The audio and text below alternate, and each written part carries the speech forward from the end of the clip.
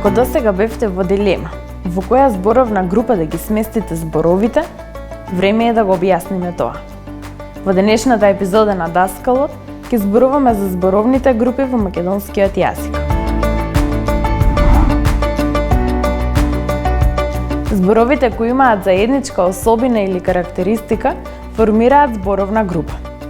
Во македонскиот јазик постојат 11 зборовни групи.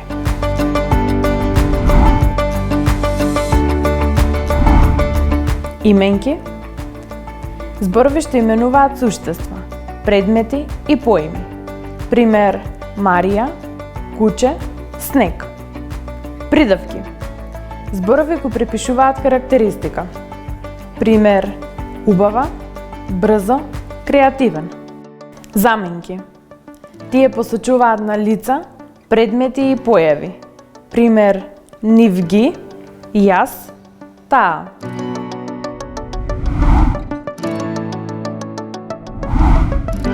Броеви, зборови кои означуваат количество.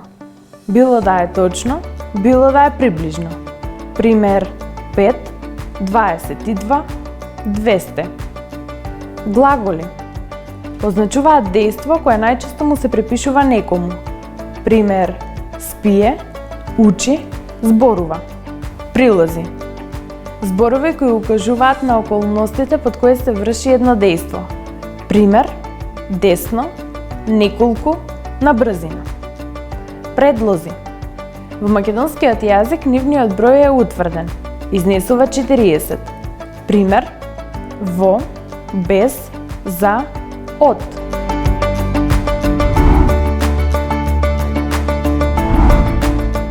Сврзници ги поврзуваат речениците, но и самите зборови.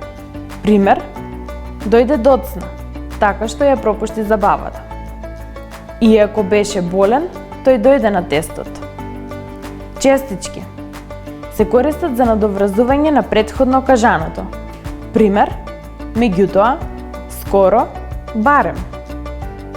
Извици се користат за изразување на чувствени реакции, за обраќање или имитирање. Пример: уф, еј, оф.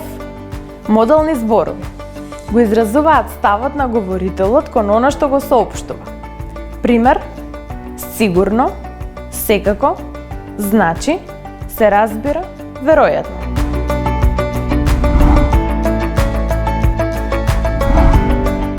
Поврзете се со луѓе кои имаат заеднички особини како и вие, за полесно да ги реализирате нештата. Дечки, се гледаме во следното видео.